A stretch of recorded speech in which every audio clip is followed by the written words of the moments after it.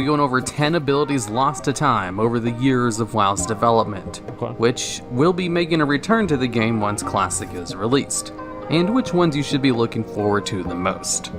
And at number 10, we have a pretty easy one, and that's Eyes of the Beast for the Hunter class. Eyes of the Beast was a hunter ability that allowed you to take direct control over your hunter pet, and move around with it, attack with it, as well as use all of its abilities. So if you used a cat pet, for example, which had the stealth ability, hunters could legitimately scout out areas in stealth before they got the camouflage ability. Eyes of the Beast was also helpful for the very niche hunter tank, where sometimes a hunter could use a pet to off-tank certain ads or bosses. But not very well. It was incredibly situational, a subpar way to tank, but with Eyes of the Beast, it allowed hunter pets to be positioned in exactly the place they needed to be, which helped with hunter tanking a lot. But there was no other huge benefits to having Eyes of the Beast, and that's why it was removed in Cataclysm to decrease ability bloat. But it was a very fun ability to use, and I'm happy to see its return. It was really fun. I liked it a lot too. Funny enough, Blizzard said that having to recreate Eyes of the Beast for Classic WoW means they have all the work done in order to reintroduce the ability to live WoW, if they ever decide to do that. As previously, they said they lost the data on how the old Eyes of the Beast work, so they couldn't actually re-add it to the game without a huge amount of effort. Holy shit! And at number 9, we have Detect Magic for the Mage class. Now here's the thing you probably don't know about Vanilla WoW. You can't actually see buffs on a target, only their debuffs. So a mage would have to use their Detect Magic ability in order to see which buffs the target had. And since nowadays you can see enemy buffs by default, this ability would literally be useless in modern WoW, and can only exist in the game in which stats are hidden. This is because, back in the day, information on mobs and enemy players used to be considered a valuable commodity, as some RPG games use the fact that the stats are hidden as part of Dungeons and Dragons under Borealis. But in the modern day, where people can look up all this information online, that kind of gameplay mechanic is rarely used, and is more left to tabletop RPGs. And that's why they removed this feature of the game very early in WoW's life, as it didn't really work very well in an MMO, a mechanic which will be returning to the game with Classic WoW, and hence Detect Magic as well. And at number 8, we have the Rogue Poison sub-profession. I don't know why they got rid of these. Did you know Rogues had 2 extra professions? They had one for lockpicking, which they still kind of have today, and they had another for creating their poisons. Nowadays, only certain rogue specs even use poisons, and they're more buffs that you cast on the player than they are things you put on your weapons. But in Vanilla WoW, you had to level up your poison profession to I feel like that was the way that it should be. Like, it's easier, it's easier and simpler if you don't have to do that, but there's a certain part of it where you level up your fucking poisons to put the poisons on your daggers. It just makes sense. It's the same thing, there's the same thing that I was saying before about how you shouldn't have tracked mailboxes in the game, because it doesn't make sense. In no world does that make sense. Like, you can talk about, oh, well, what if there's a dragon, and what about that? That's different because it's a fantasy world. Even in a fantasy world, you shouldn't be able to track mailboxes. It doesn't make any fucking sense. That rogues should put poisons on their daggers. That's the way it should work. Create the best possible poisons, which you can then apply on your weapons. And poisons applied to your weapons had a limited amount of charges to them, only lasted 30 minutes instead of an hour, didn't scale with your gear in any way, and would disappear if you entered a different zone, which meant you had to reapply them after every wipe. So it was possible for your weapons to run out of poisons mid-fight with the old mechanic as well. Luckily, Classic WoW will be running on the 1.12 client, and they fix poisons despawning from your weapons when changing zones in patch 1.11. Great. So Classic WoW players will not have to deal with that. Now, in order to level up your poison profession, you would do it just like any other profession, and just make a ton of low-level poisons. And you can get the materials from vendors, lockboxes, pickpocketing, and herbs. So from rogue-related activities and herbalism. The poison sub-profession was removed from rogues in Wrath of the Lich King, so it only really existed for 2 expansions. And at number 7, we have the Shaman Sentry Totem. This one was useless. This was fucking useless. Like, this one was actually, like, literally nobody gave a fuck about this one. Like, I mean, this is one of the ones, it's like, you talk about, like, items that you just take out of the game, or, like, abilities you just take out of the game because they are useless. Like, this is one that should have been pruned. Let's be honest. This is another fun ability like Eyes of the Beast that didn't really have too many battle-related benefits. Yep. So it was removed over the course of the game just to get rid of ability bloat. Yep. Now what Sentry Totem did was allow you to look through the eyes of the totem. So for example, if you set the Sentry Totem outside of a building and then ran inside of that building, you could click on your Sentry Totem in order to look outside of that building. So it was kind of a scouting tool in certain circumstances. The most useful feature this totem had was scouting in battlegrounds, to see when enemy players were going to make a push into your base. And there was also a bug with it that would reset your character's fall distance if used in the air. So it could be used to prevent fall damage. This was not intended really though, smart. so I doubt Sentry Totem will do that in Classic WoW. Holy shit. And also its most useful feature, that had nothing to do with combat or fall damage, was its ability to allow you to take great screenshots of either your character or your guild's first Yeah, they need to add kills. this back into the game. Never mind. And Yeah, at number this is 6, really we good. have the Warlock's Detect Invisibility. Okay. This was a spell Warlocks had that they could use on themselves and friendly players, which would allow them to see invisible targets. I vaguely Not remember stealth this. targets, mind you, only invisible targets, which basically just included invisible ghosts out in the world, like the ones in front of Undercity, and mages who use the invisibility spell. It also had niche uses to allow you to see invisible succubus pets or incredibly rare mobs or bosses that went invisible. That is to say, it didn't have very many uses and was an incredibly situationally useful spell, so it was more of a fun, flavorful ability. You may be noticing a pattern with all of these removed abilities. They're fun. Most of them weren't super useful, and that's why a lot of them eventually got removed from the game. Took out the fun ones. And with the removal of Detect Invisibility, players kind of lost the ability to see invisible stuff without special items for a long time. Until Blizzard added in some flavorful abilities through glyphs later on, and gave classes the ability to see invisible stuff. Like with the Rogue's Swirly Ball Detection ability, for example. And at number 5, we have the human racial ability, Perception. Bro, I remember every time I would duel a rogue, and I would use Perception to pop him out of stealth, and then he wouldn't be able to open on me, and I'd hit him with a rend. They would forfeit the duel. They'd be like, fuck you. And they would just forfeit the duel because they knew it was over. They knew it was fucking over. They were dead. Like, every single time. This happened, this is in Burning Crusade too. Whenever I do arena, if I was human warriors, like, just deleted rogues. It was the greatest, most amazing thing ever. I loved it. Perception was a pretty weird racial ability that gave humans an increased chance to see stealth targets on an activatable ability that lasted for around 20 seconds. Now, being able to spot stealth rogues in PvP was a little bit easier back in the days when stealth was a lot worse than it is in live, and this racial ability allowed humans to see them even better. Now, unlike Detect Invisibility, this one specifically only worked on stealth targets, and does not, in fact, allow you to see invisible targets. Stealth and invisibility are two separate things in WoW. They still are now. Now, what made Perception different from most other racial activatable abilities? It was better than all of them. This one gave you a pretty niche buff. Yeah. Whereas other ones would give you damage boosts. Well, it was not a niche buff. Like in PvP, it was fucking ridiculous. Like you could use it to pull out rogues, and then also there were levels of stealth. You guys might forget this, but back in Classic WoW, there were different stealth levels. So druids had a lower stealth level than rogues did. So if you were gonna pop out a motherfucking druid with Perception, you could see them from 30 yards away. And you can see that stupid ass little cat like, not gonna get me, I'm stealth. And then you fucking use Perception on him, you see him, you charge over to his bitch ass and you kill him.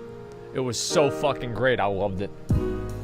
Offensive abilities or other combat related stuff. Perception was kind of an odd one out, and nowhere near as useful as something like Blood Fury or Stone Form, for example.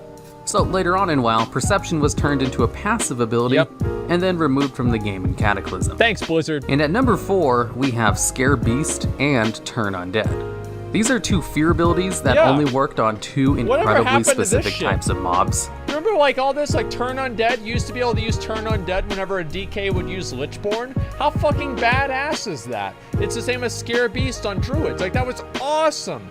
And like now you can't do that. It's like that's like an extra level of like it's like it's like high level play that also at the same time has the benefit of being what's like really the word for this?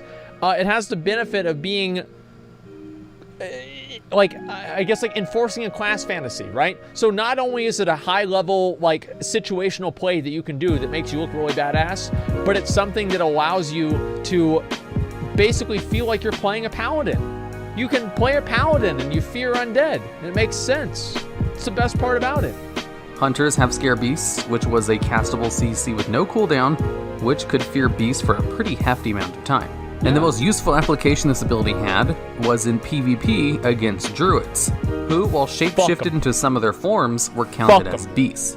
And paladins, with their turn undead, could fear undead mobs, which were normally unfearable.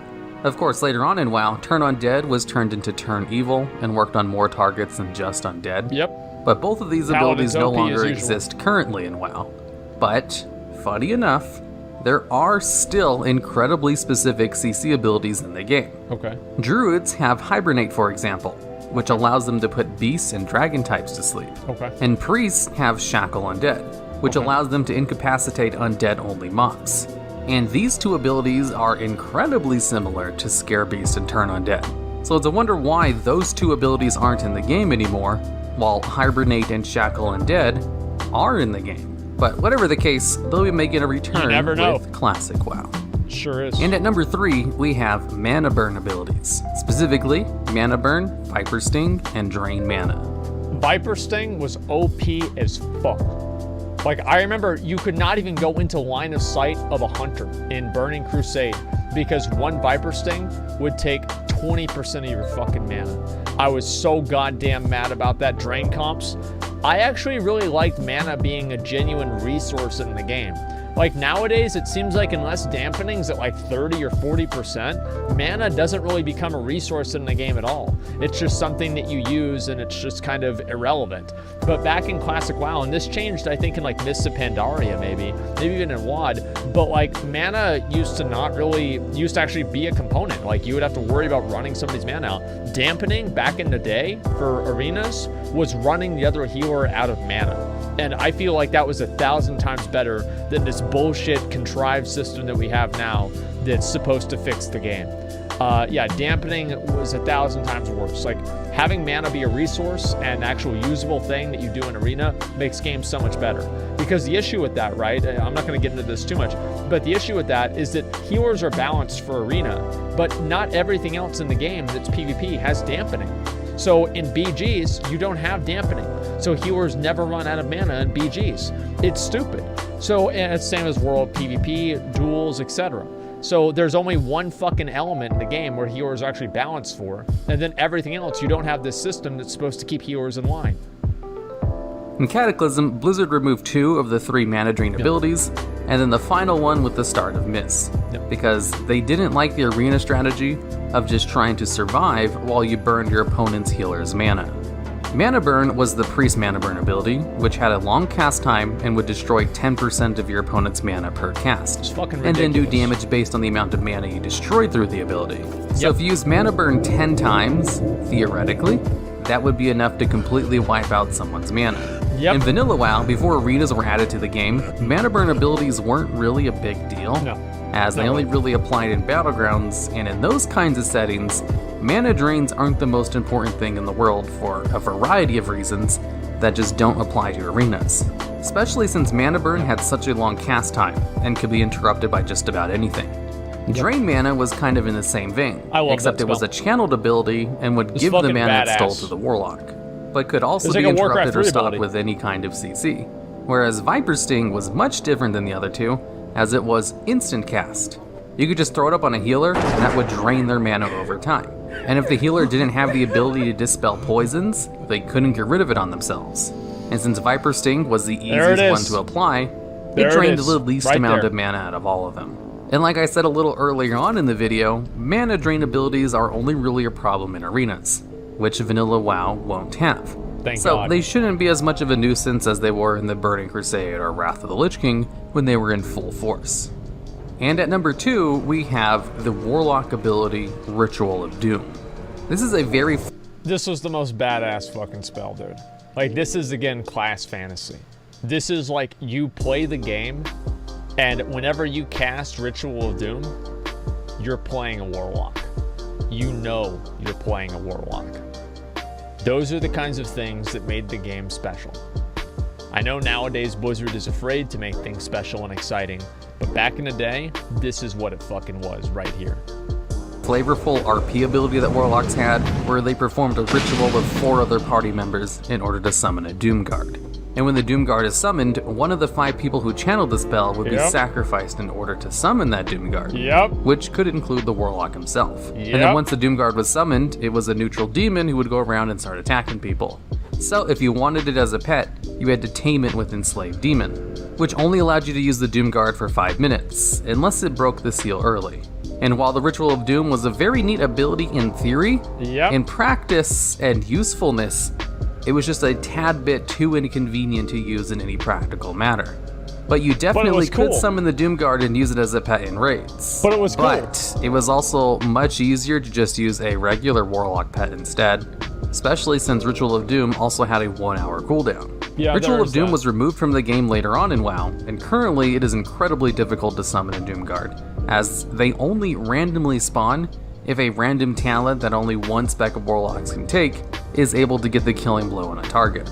Sad. So it doesn't really exist in the game anymore, and especially not in the way it did in Vanilla WoW, where you had to perform the ritual with 4 other people. And I think the Warlock Ritual of Doom is the perfect example of a Vanilla WoW-like ability, where Blizzard was really experimenting with what they could do with the game, and trying to figure out what was cool and what was useful, and sometimes those two things didn't really mix. Imagine trying to raid with 4 Demo Locks that all need to summon this dude every pull. Can you imagine? Imagine your guild master being a Warlock, and like every hour on the hour, you have to zone out, have some random dude die, and then res them back up, and then he tries to enslave the demon, you zone in, the demon goes crazy again, somebody accidentally debuffs the demon, now the fucking guild master is mad. Like, these types of things are just fucking funny, dude. They're just fucking funny.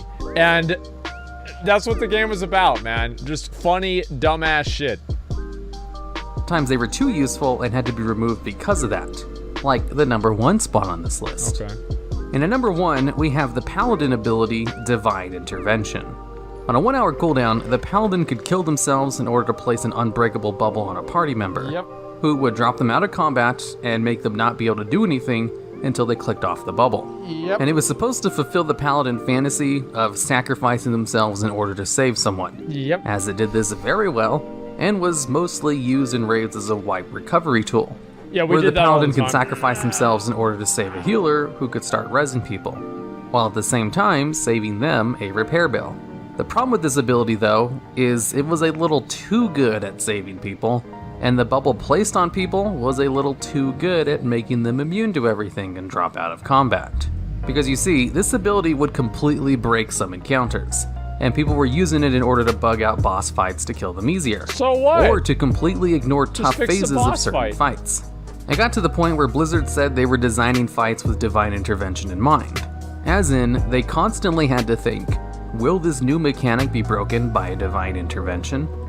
And if an ability is so powerful that Blizzard has to design fights around it, you know there's a problem with it, and that's why they just kind of removed it with the Cataclysm. They could have kind of the same reason why they removed the AoE silence from Blood Elves' Arcane Torrent it's ratio. sad. Blizzard doesn't like to design fights around one specific ability, but with